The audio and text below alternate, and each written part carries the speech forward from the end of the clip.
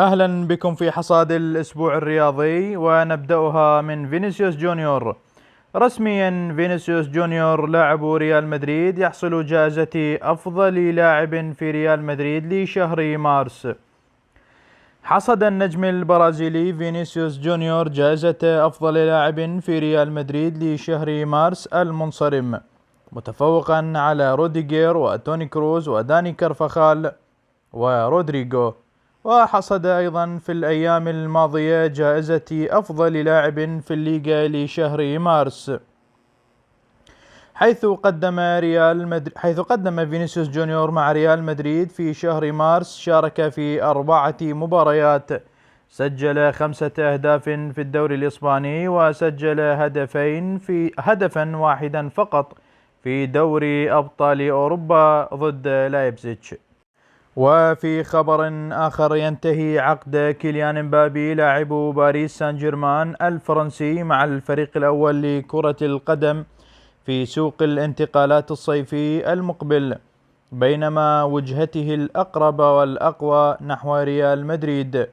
ووفقا لتقرير صحفي للماركا، كارلوس كاربيو يرغب امبابي بأن يتم الإعلان الرسمي عن انتقاله لريال مدريد في أول أسبوع من شهر يونيو على أبعد تقدير، على أن لا يكون مشتتا ومقيدا بالضغوطات في بطولة أوروبا مع منتخب بلاده فرنسا، والتي ستقام في ألمانيا. وفي خبر آخر، أشارت عدة تقارير أن ريال مدريد يضع عينه على ثنائي باير ليفركوزن فلوريان فيرتز وجيرمي فريبونينج. فيرتز ريال مدريد يعتبره لاعب للأجيال، وتم وضعه في تقرير النادي على أنه مهم، لكن يعتقد أنه لا يوجد مكان في ظل تواجد رودريغو وبيلينغهام في الفريق. فريبونج اللاعب ليس مقنعا مثل فيرتز، وفي النادي هناك شكوك حوله دفاعيا. خط دفاع ريال مدريد ضد مانشستر سيتي. سيواجه ريال مدريد نظيره مانشستر سيتي يوم 9 من أبريل المقبل، أو 9 من أبريل الحالي، ضمن منافسات ذهاب دوري ربع نهائي دوري أبطال أوروبا، وذلك على ملعب سانتياغو برنابيو.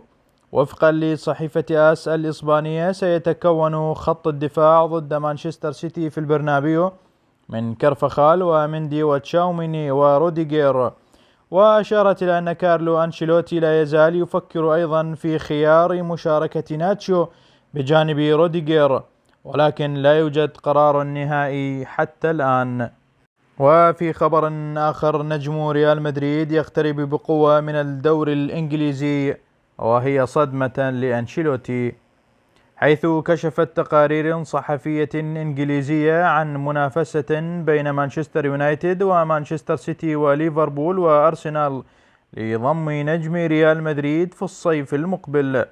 وأوضحت صحيفة سبورت الإسبانية أن مانشستر يونايتد ومانشستر سيتي وليفربول وأرسنال أبدوا اهتمامهم بالحصول على خدمات الجناح الأيمن لريال مدريد رودريغو.